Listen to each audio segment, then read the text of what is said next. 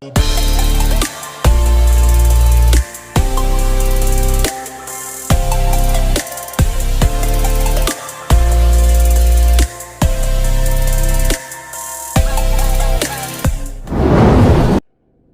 y'all, what's going on? It's a Sunday morning, man. It ain't early, it's like 10:30. I'm not working today, taking a day off.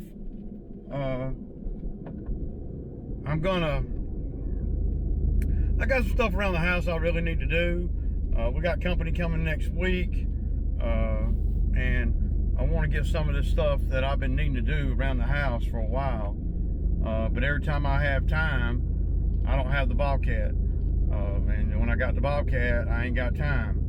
So today it all lined up.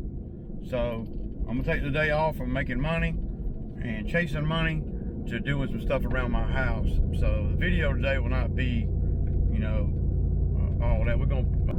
So yeah, you know, yesterday evening, well, all afternoon yesterday, Bobby ran great.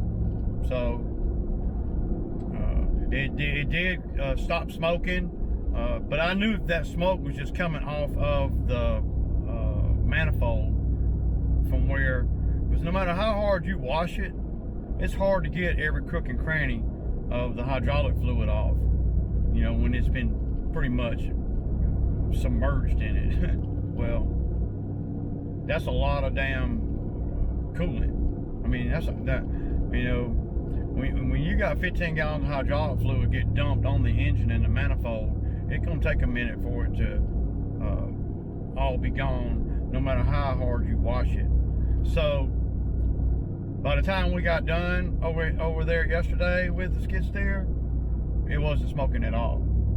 So I knew that's what it was, because there's no warning lights are coming on. It's holding the same heat. You can just tell when you're in a machine and something ain't quite right with it if you're used to running it. At least I can. Little sounds that it makes,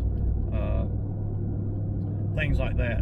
But I don't think that the little fire did any damage to the machine overall. I just don't. It doesn't. It's not. I mean, it's running like a champ. So, yeah, man. I mean, I'm definitely feeling really good about it. So, but I got to go up here to Home Depot. Big shout out to Shane over there at DLT. I'm gonna be spending that little gift card too. I appreciate it, man. I need it, man. I need it. I got a list of stuff I'm gonna buy. Yeah, man. A few things that I need to get in order before I get this other skid steer. Well, I'm gonna change the oil in Bobby. Gotta do that. Gonna change the hydraulic oil too, even though the hydraulic oil is pretty clean in it, because, well, it ran out of oil. So I'm gonna change the filter on it. You know, it ran out of hydraulic oil pretty much, and when that line was off, so the dealer, you know, put, you know, just enough in it to run the machine. So I'm gonna change. They didn't even change the filter or nothing. You know, when the machine runs out of fluid like that, you know, I think it's good to change the hydraulic filter, because all kind of contaminants could have got up in there or whatever. You know, you want to try to keep that hydraulic system as clean as possible. That's just my thinking. And not that I'm a master Bobcat maintenance guy or nothing, but hydraulics are just hydraulics, and they're all on every machine I got or have ever had. Lawn mowers, stump grinders, tractors. You know, hydraulics is hydraulics, and you want to keep them as clean as possible. You don't want a bunch of debris in there. So, you know, but I've been looking online, y'all, and this is no lie. I saw, and it's pretty consistent, I saw a 2005 model T190 with 4,500 hours on it for $30,000. Mine's a 2008 with 4,000 hours on it. So that's just one that you can't. I don't care what kind of condition it is, unless it's just for parts. You cannot buy a T190 for less than $20,000. Nowhere, not nowhere. I mean, you hard pressed to find one for less than $25,000. So, with the market the way it is, and it could, you know, my thinking might change, but I'm going to ask $22,000 for my machine, and then I'm going to list all the things that's wrong with it and all the things that I've done to it. It's got a brand new tack plate on it, $1,100. It's got 2 brand new sprockets on it. One guy was asking me how much the dealer was going to charge to put the sprockets on. I don't remember, but I want to say around $300 or $400 each. Something like that, $250 to $300 each. So probably both of them for $700 or so. You know, $600 or $700 for both of them, plus, you know, the price of the sprocket itself. But I would never take it to the dealer for that kind of thing. That kind of thing is I mean, you can do that easy, man. And by the mere fact that you have a skid steer, you probably had to play with the tracks. So you kind of, at least for me, I understand how the tracks work. And I understand how to get leverage and all that to get the track off just enough to get the sprocket on. And I did a video on me doing it. It was really easy. I mean, really easy. Not a problem at all. So I don't know that I would take it to a dealer if it was under warranty to change the sprocket. I mean, I guess I might, but it took me, I mean, it took me literally, you know, 45 minutes on each side. And I have changed the back roller on the bottom before too. So that's another thing that I have changed out. When I changed that out when I first got the machine. And whoever buys my machine is going to have to change the other one out, because that's the one that's well, the metal's getting all, you know, marked up. Y'all know, anybody that's watched the channel, y'all know what I'm talking about. So I'm going to be honest with them, with folks that are looking at it, about what happened to it. You know, well, they're going to see it. I'm going to point it out, and that may scare some people away, but I'll let them run it. They can run it. They can put any attachment I got on it and run it, and they can see for themselves, you know. And plus, I'll have video of it running and running and running and running. You know, I got video of the, I mean, yeah, y'all, you know. Changing out that one roller, I believe it's on the left-hand side in the back underneath the sprocket. That first roller right there, you know, the back corner, lower corner. The roller costs about $275, and it's real easy to put on. Y'all saw me put the other one on. I just ordered it off of Amazon.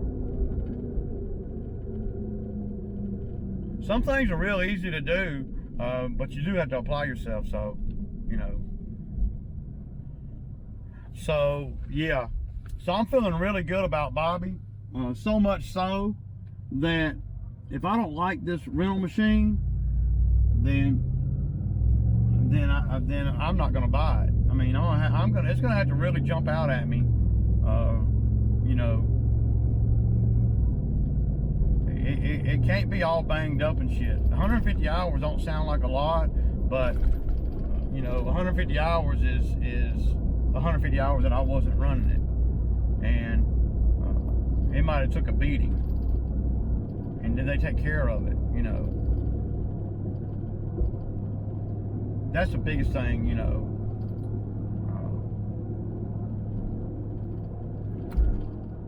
it's going to have to pass, no matter what the dealer says, you know. They're going to check it all out, but it's going to have to pass my inspection too. I'm going to be going over it real good.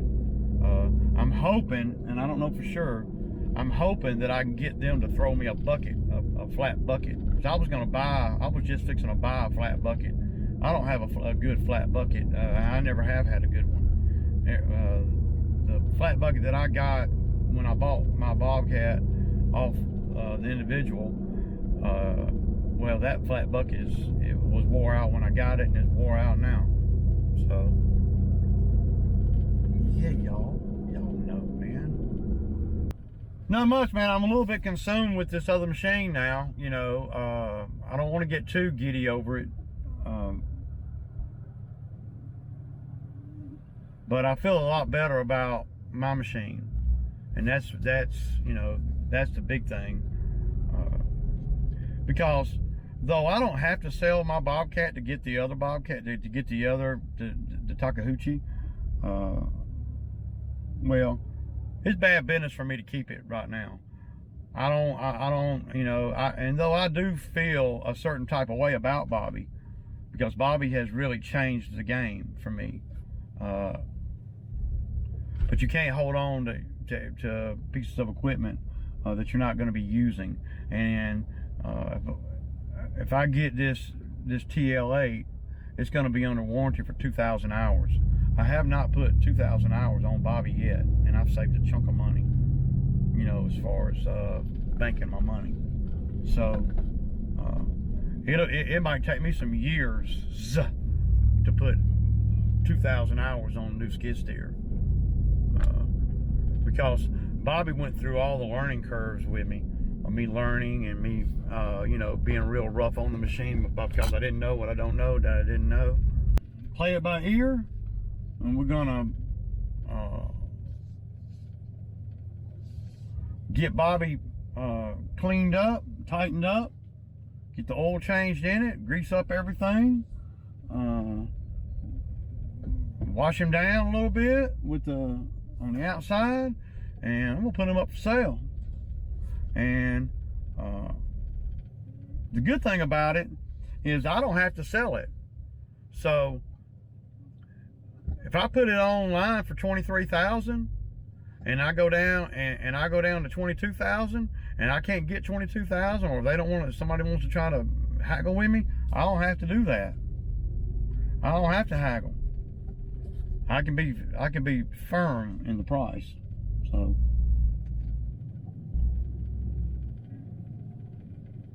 you're never going to get 22,000 for it on a trade-in. Not ever, not ever.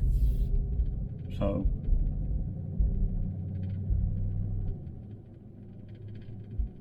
you ain't never going to get that on a trade-in. You'd be lucky if they take 10,000 off. Now, if I sell it back to the guy that I bought it from, then I might let him have it cheaper, because, well, I know he's for real, and I know that he is that he can get his hands on the cash. Gotta be able to get your hands on the cash. But to me, y'all, if you really go deep and you're looking at, you know, the skid steer market and according to what you're doing with it and all, but if you're looking at all that and you're seeing what the used ones are going for, it don't make no sense to buy a used one. Not at all to me, unless you're just starting out, man. You know, and that's the type of individual that are probably going to buy the T190. But anybody that buys the T190, they're probably going to be somebody that's just starting out in the game, if they're trying to do it for money, right? Or it's going to be, you know, maybe some old timer that wants to use it for a little job or two, and then sells it or puts it on his farm, or just to have one. But right now, to me, it ain't the best time to be buying a used skid steer, because It just ain't. It just, I mean, when you really look deep into the numbers, it doesn't make any sense. And I have done a lot of research here in the last few weeks, crash course, if you will, on the value of skid steers. And I'm not talking about Bobcat. I'm talking about all brands, and really more based on the class that they are, the weight, the power, and the hydraulics. I mean, at the end of the day, I'm not too focused on the name. It does. I mean, we got a good dealership here. Now the dealership, the Takahauchi dealership, is a little further away than the Bobcat dealer. But I ain't trying to make big buddies at the dealership anyway. What the hell, Because if I'm taking a machine to the dealer, that means I'm wasting a day no matter what, right? So the value of the used ones is just so high that it just doesn't make sense to buy a used one at all. Now, a few years ago, when you look at it, just right before the pandemic, what? I bought my machine in 2019, November 2019. It'll be 3 years in November that I've had it. And not knowing nothing about them, y'all. Nothing. Never even operated a track machine. That's going to be a story I tell everybody the rest of my life. To go from not ever even running one to actually excelling with one, Now, in the beginning, I had a few problems with Bobby, but it was really all operator's error. Me doing jobs, that it really ain't designed to do. But it did a lot of work, man. It did a lot of work. And I got video of a lot of the jobs that machine has done. Of course, I got video of some of the failures too, right? But as an operator, an owner operator, you have to put the machine in the best scenario to win. And if you don't know what you don't know, then you don't know that you're not doing that. The last 2 years, the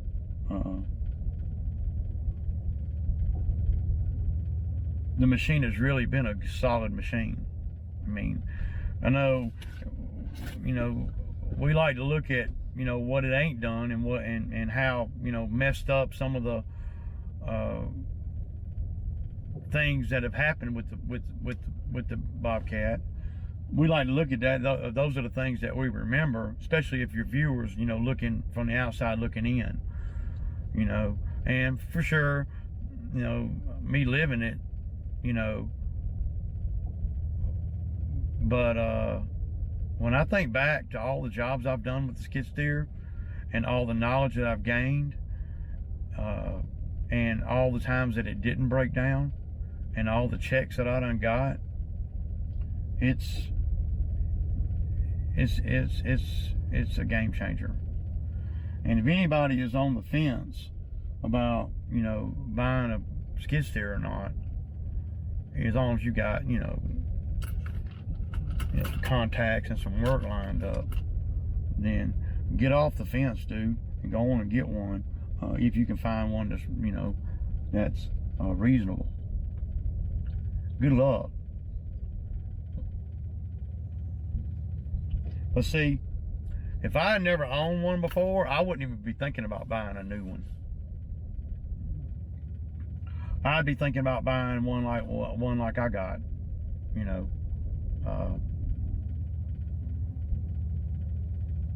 buying a new one is just, you're gonna have to know that you can make money with it. And see, I know that I can make money with it. I know for a fact. I would have never bought a brand new one back when I bought the T190. I'd have been too scared. And some people look at me and they say, well, you know, you just kind of, you know, you're just scared. And yeah, I'm scared of failure. And because once you go there, you can't go back. You know, I want to conquer things one at a time and slowly build up to where I'm at today, and then slowly build up to where I'll be at tomorrow or whatever. You know, jumping out there and putting everything at risk is not something that I'm gonna do to a certain degree. Because one thing about it is you can't get the time that you've invested in your business back. You can't never get it back. And see, that's a problem if you fail. You can never, you know, get that time back, because you'll have to rebuild. See, with me, I'll have to rebuild. If I was 30 something, then it'd be different. But I'm 52, and I can't fail at this point. You know, and it'd be avoidable. Now, you can always fail from other reasons outside of your control. You know, but if I'm in control of everything, then I need to make good decisions, so I put myself in the best scenario not to fail. Maybe not grow as fast as somebody that would take a lot of chances, but more calculating and slower growth for me is better, you know, because I can't fail. No time to make it up. So yeah. All right, y'all. So I'm fixing to run up in the Home Depot and get some of the stuff that we need for the Hizzo. So yeah, my boy Shane did a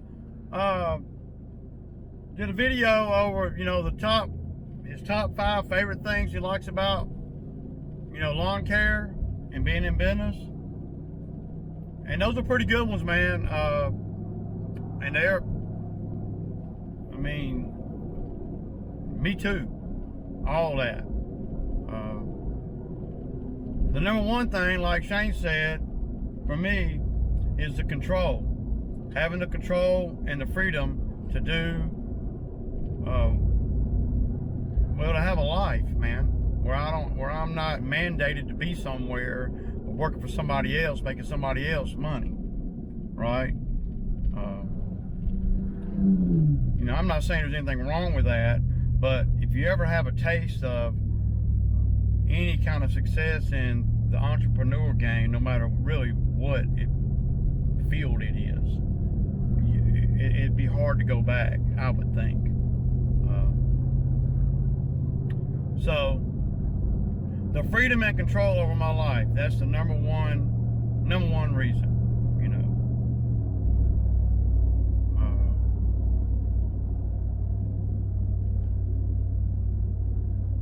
I guess number 2 is the deal, making a deal. You know, I've always liked that part of it, you know. Always liked that part of it. It's always about, you know, and that kind of ties into the number 1, you know, making a deal, and I don't know, the lawn care, skid steer, whatever, all that's good stuff, right? But I like the deal, you know. I like making the deal. That's what I like to do. And then manipulating and putting myself in the best scenario, plotting out the best scenario to make money at whatever number I came up with. Now, that'd be the number 2 thing. And then number 3, of course, is the money. But if you don't enjoy 1 and 2, then 3, you're not going to make good money. So those are that's 3. And number 4, meeting people and stuff, like Shane said, meeting the customers and developing relationships and contacts. That's be number 4. The number 5 thing would be just being in control of my destiny. That would be up to me whether the business succeeds or fails, for the most part. It's all up to you, or me in my case. You in your case, right? I like having that. Some people look at it as a burden, but I look at it as a challenge. I like the challenge that being self-employed brings me, right? So those would be my top 5 things, you know. And then there's a whole plethora of other good things about it too. And of course, for every good, there's a bad. You know, I could take a day off, but you know, if I don't, you know, strategize right about that day I take off, then I'm going to get behind, and you know, well, then that's no fun. It's stressful then. As long as you can stay on top of the workload and make good money and don't have a whole lot of hiccups, you're good. But I've found that there's always a lot of hiccups, y'all. Always a lot of hiccups. So, yeah. It seems like there's always something, you know, going wrong or something. So, and overcoming, you know, issues is another big one that I really like. Figuring out problems, you know, that's a big one. But anyway, those are my top 5 or 6, y'all. Just want to throw that out there, y'all. I hope y'all have a good weekend.